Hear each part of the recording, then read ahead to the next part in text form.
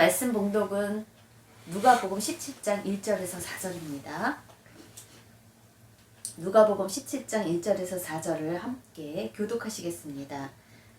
제가 가진 성경으로는 124면입니다. 신약성경 124면 누가복음 17장 1절을 먼저 읽겠습니다.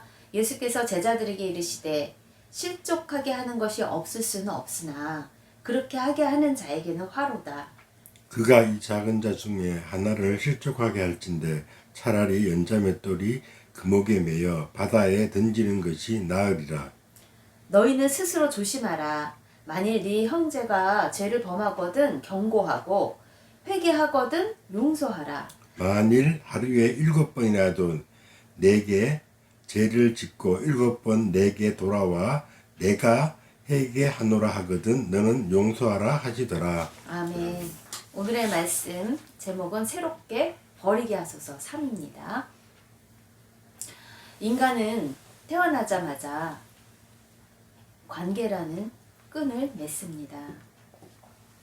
관계 맺음의 끈은 질서가 세워집니다. 먼저 하나님과 나와의 관계가 바로 서야 다른 사람과의 관계가 올바로 질서정연하게 세워진다는 것입니다.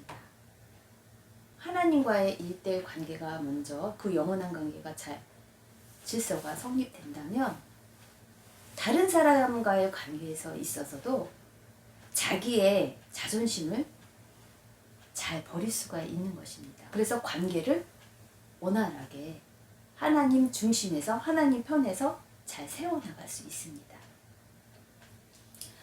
다른 사람과의 관계의 핵심은 용서라는 끈으로 서로를 하나님 편에서 세워갈 수 있다는 것입니다. 결론적으로 관계에 있어서 용서하지 못함은, 다른 사람과의 관계에 있어서 용서하지 못하는 것은 자기를 하나님 앞에서 부인하지 않는 그 높아진 마음 때문이라는 것이에요.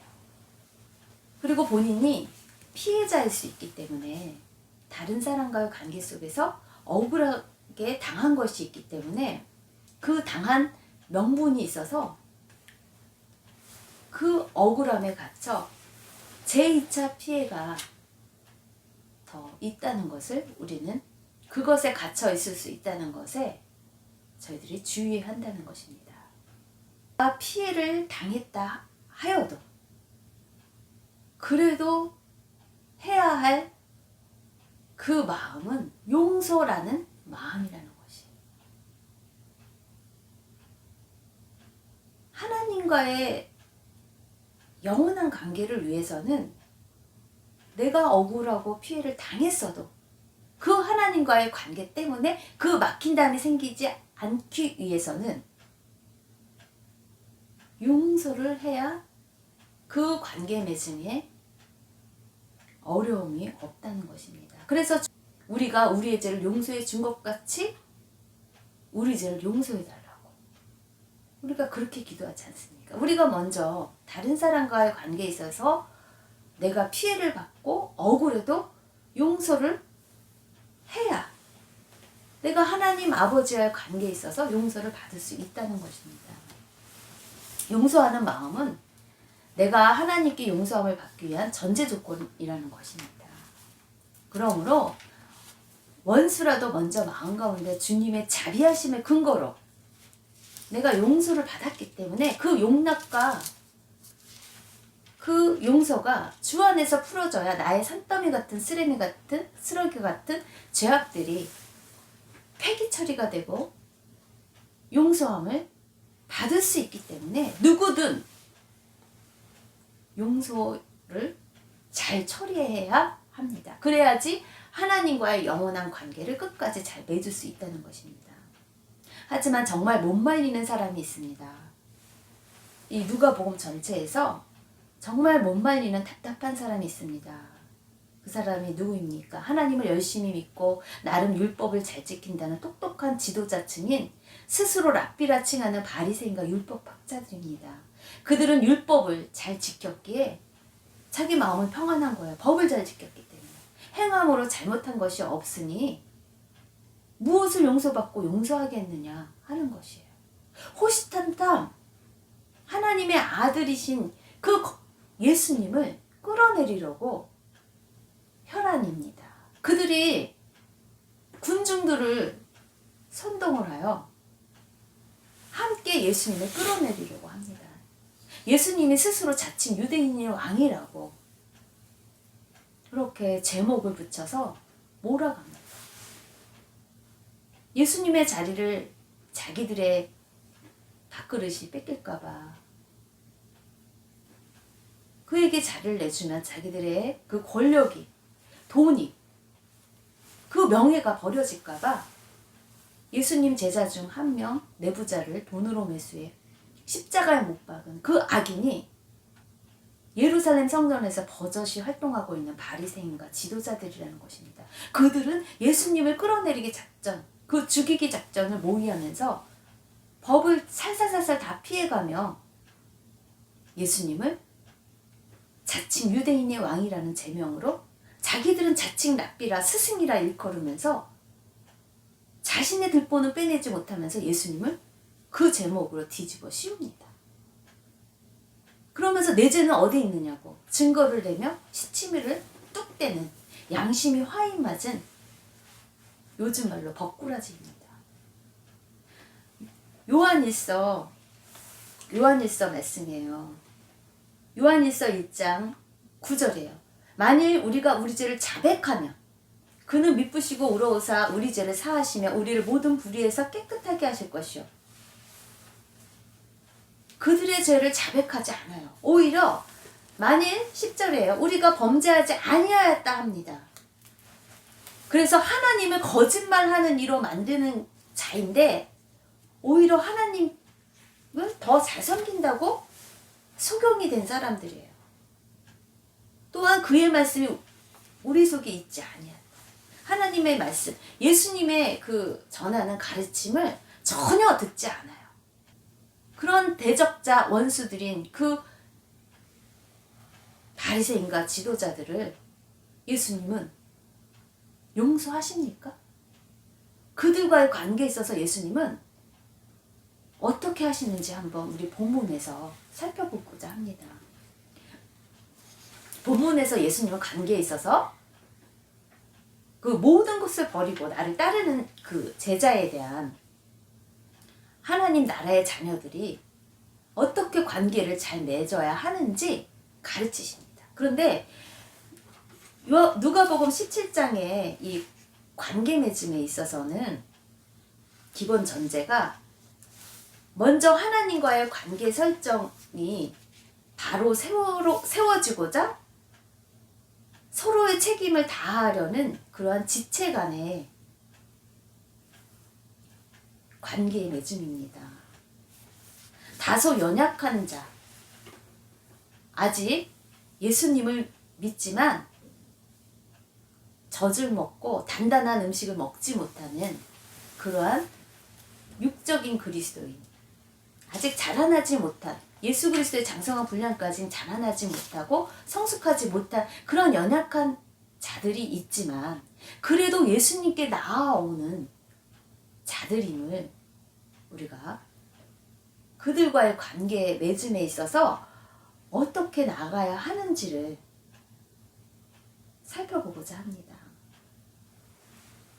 하나님 편에서의 용서의 대상인 그 사람들과 아니면 사람 편에서 완전히 악인이 되어버린 자, 하나님도 내버려 두신 자를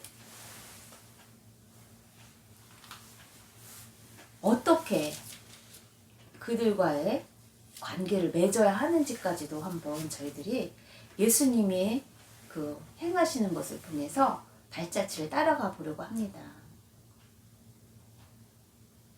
하나님의 말씀을 받아들이지 않고 자기가 죄를 지었는데도 죄를 자백하지 아니하는 그 악인은 말하자면 예수님을 계속적으로 박해하고 끌어내리려고 하는 바리새인과 율법학자들, 지도자들에게는, 그 악인에게는 하나님도 내버려 두셨기에 그 사람과의 관계를 내가 끼어들어서 용서한다 하는 노력으로 그 관계 맺음이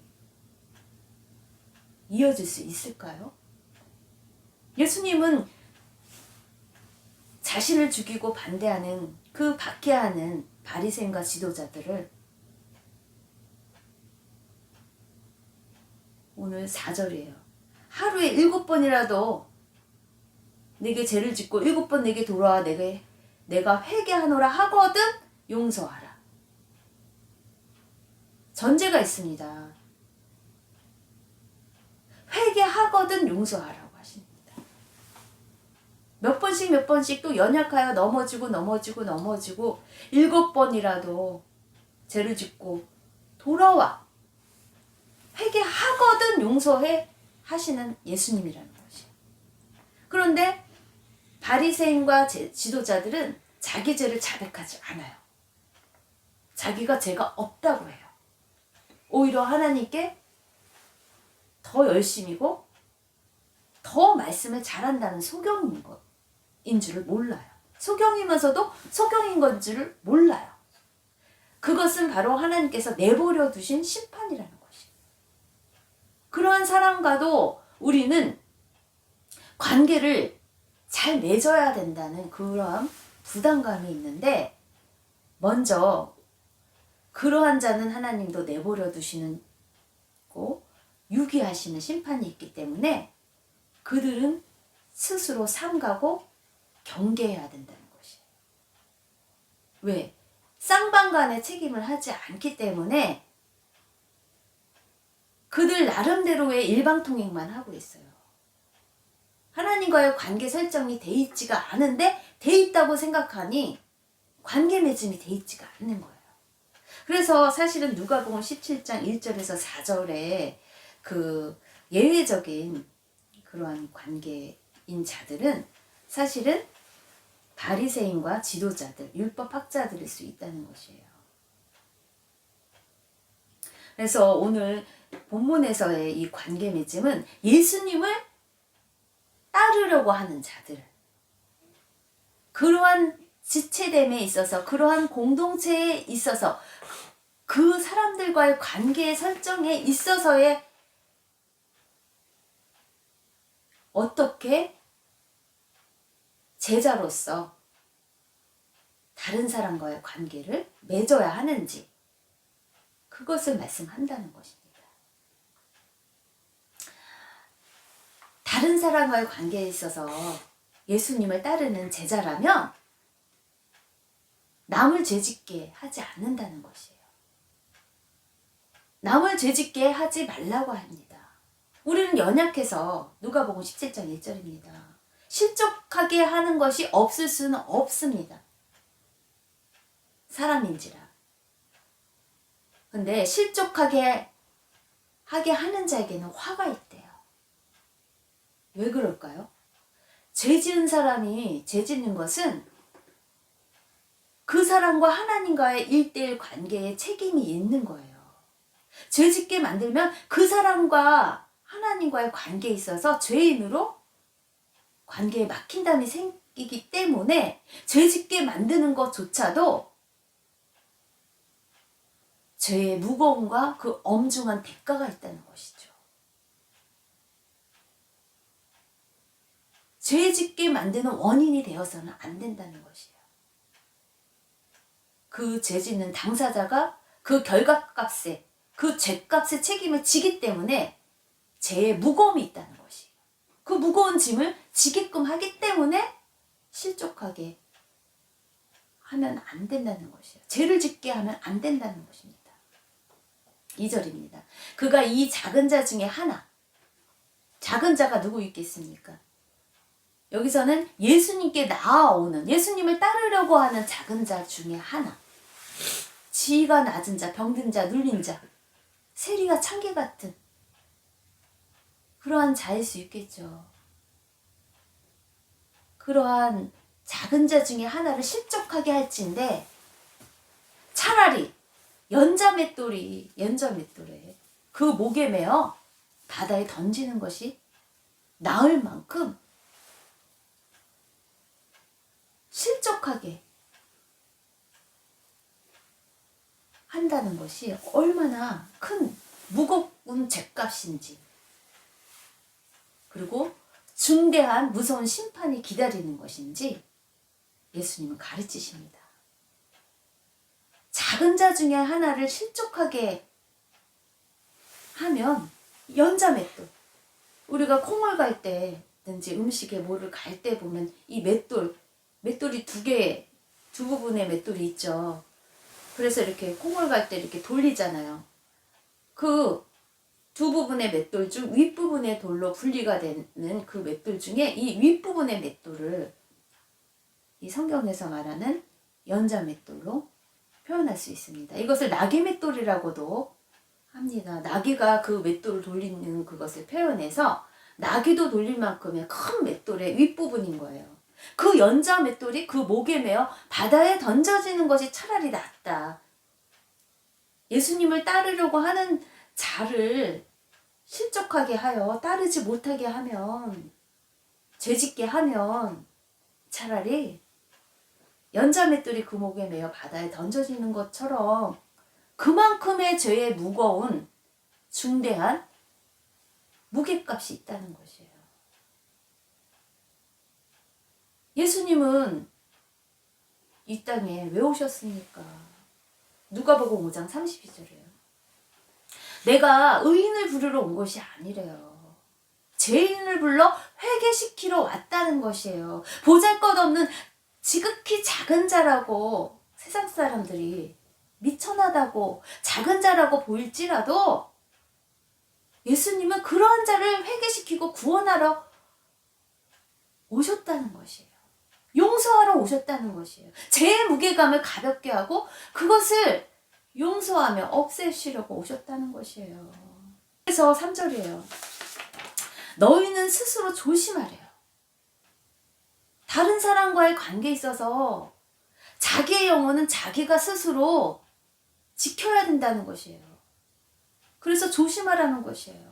하나님과의 영원한 관계에 있어서 그 질서가 흐트러지지 않고 그것이 미혹되지 않도록 조심하라는 것이에요. 만일 내 형제가 죄를 범하거든 경고하고 회개하거든 용서하라는 것입니다. 형제가 죄를 범하거든 경고하라는 것이에요. 악을 악하다고 일러줘야 된다는 것이에요. 그것을 진리 가운데, 말씀 가운데 회개하라 천국이 가까웠다 예수님이 선포하시잖아요. 그거를 가르치라는 거예요. 그 죄악에 대해서 경고하라는 것이에요.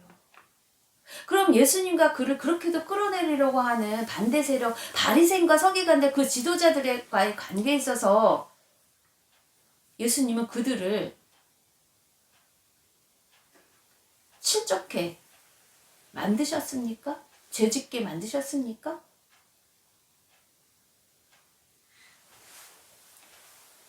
예수님은 회개하라 천국이 가까웠느니라 그렇게 말씀을 선포하실 때 그들은 하나님의 말씀으로 받아들이지 않아요. 그 경고하실 때 사람의 편에서 그 말씀을 실족한 것으로 받아들여요. 그래서 누가복음 7장 23절에 예수님이 말씀하십니다. 내가 이렇게 경고하는 이 말에 대해서 누구든지 나로 말미암아 실족하지 아니하는 자는 복이 있도다 하십니다.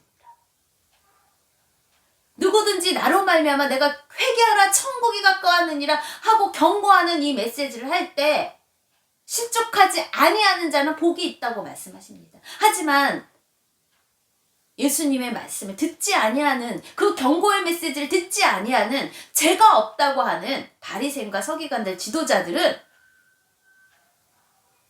예수님이 자기들을 실족해 만들었다고 오히려 자칭 하나님의 아들이라고 제명을 붙여서 하나님을 거짓말하는 자로 만드는 자라는 거예요. 그 사람들은 하나님이 내버려 두십니다. 경고를 하셨는데도 그 사람은 오히려 예수님의 십자가에 못 박습니다. 다른 연약한 백성들을 선동하여서 같이 죄를 짓게 만듭니다. 실족하게 만듭니다. 예수님은 거룩하신 하나님 편에 서서 죄에 대해 진노하시는 그 하나님의 말씀을 경고하셨잖아요. 그런데 그들은 왜 실족합니까? 그래서 누가복음 7장 23절 누구든지 내가 경고하는 이 메시지로 이 복음으로 말미암아 실족하지 아니하는 자는 복이 있다고 말씀하시는 것입니다. 마음에 있는 쓰레기더미 같은 죄악을 버리라고 하건만 그들은 자기는 죄가 없다고 말을 하는 거예요. 자기는 죄가 없다고 하면 하나님을 거짓말하는 자로 만든다고 요한일서 1장에 말씀하고 있잖아요.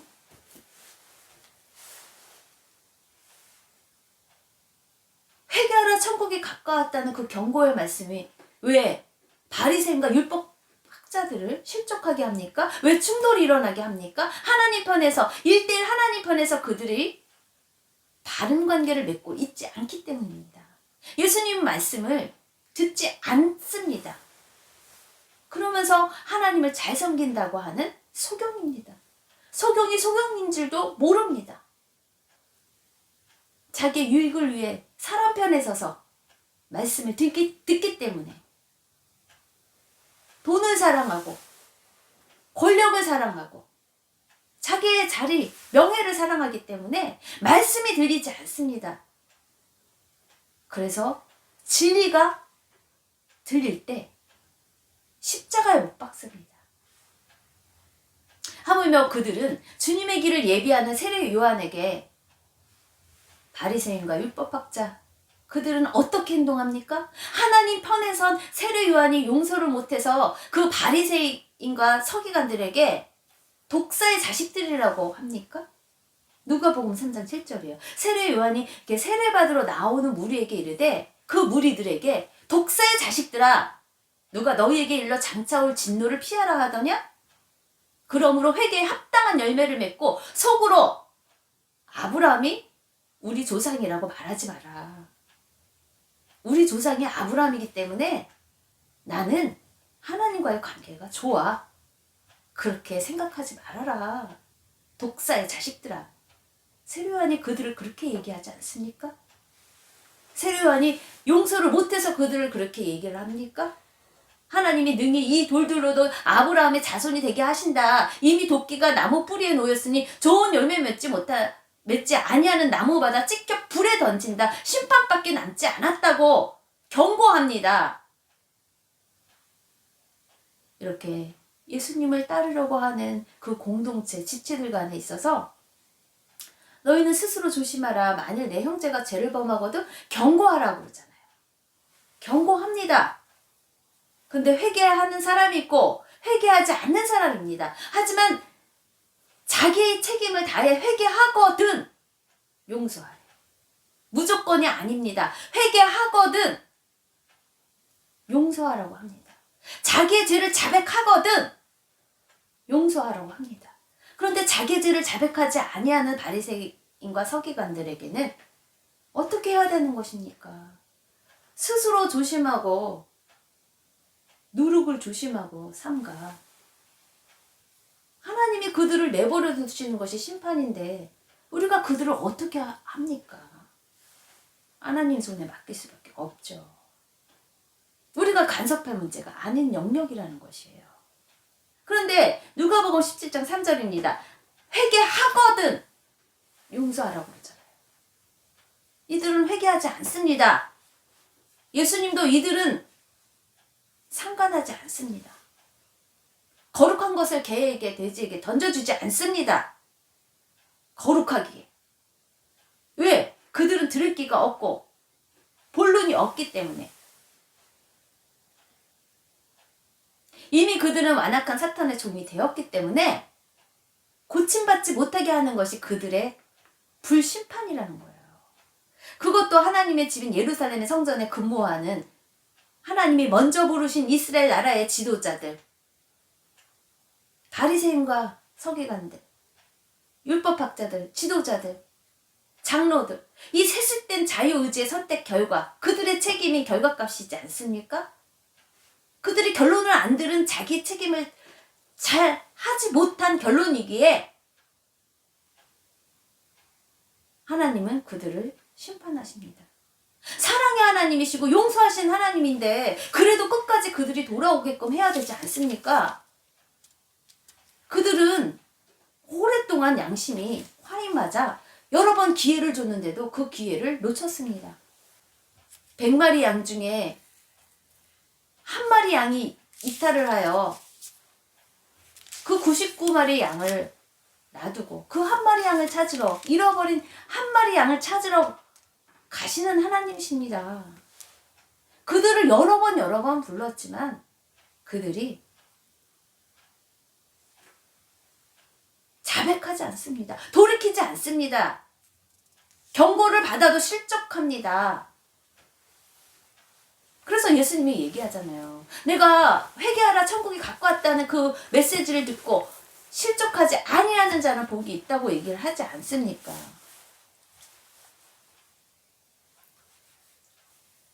쌍방간에 이렇게 하나님과의 관계가 자기 책임을 잘 할 때, 그럴 때 누가복음 17장 4절이에요.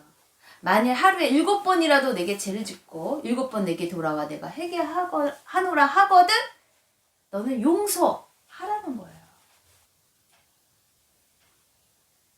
진리를 이렇게 잘 알면 용서의 문제가 쉽다고 합니다. 마태복음 11장 28절이에요. 수고하고 무거운 짐진 자들아 다 내게로 오라. 내가 너희를 쉬게 하리라. 나는 마음에 온유하고 겸손하니 나의 멍에를 메고 내게 배우라고 하십니다. 그리하면 너희 마음에 쉼을 얻으리니 이는 내 멍에는 쉽고 내 짐은 가볍다고 하십니다. 예수님을 믿는 제자들에게 지체를 세우는 그 하나님 나라의 관계 맺음과 서로를 세우는 그 교회가 교회되는 그 관계는 쌍방간에 일방적인 것이 아니라 쌍방간에 서로를 용서하는 그 용납함이 있어야 한다는 것입니다. 로마서 12장 17절이에요. 다른 사람과의 관계에 있어서 하나님도 내버려 두신 악인에 대한 용서를 어떻게 지혜롭게 할지 주의할 점에 대해서 로마서 12장 17절로 말씀을 끝맺으려고 합니다. 아무에게도 악을 악으로 갚지 말고 모든 사람 앞에서 선한 일을 도모하래요. 할 수 있거든 너희로서는 모든 사람과 더불어 화목하라. 내 사랑하는 자들아 너희가 친히 원수를 갚지 말고 하나님의 진노하심에 맡기라고 기록되었습니다. 원수 갚는 것이 내게 있으니 내가 갚으리라고 주께서 말씀하십니다. 그래서 원수가 줄이거든 먹이고 목마르거든 마시게 하라. 그리함으로 내가 숯불을 그 머리에 쌓아 놓으리라. 악에게 지지 말고 선으로 악을 이기라고 합니다. 그래서 로마서 15장 1절입니다. 하나님 편에서의 우리가 책임 있는 그 관계에 있어서 올바로 가지 못하는 자에게 경고를 하고 회개하면 용서를 하고 그리고 믿음이 강한 우리는 마땅히 믿음이 약한 자의 약점까지도 담당할 수 있고 그리고 자기를 기쁘게 하지 아니할 그 섬김의 자세가 우리에게 있는 제자도가 여러분과 저가 있어서 서로를 세우는 그런 지체됨이 있길 바라고 소망합니다.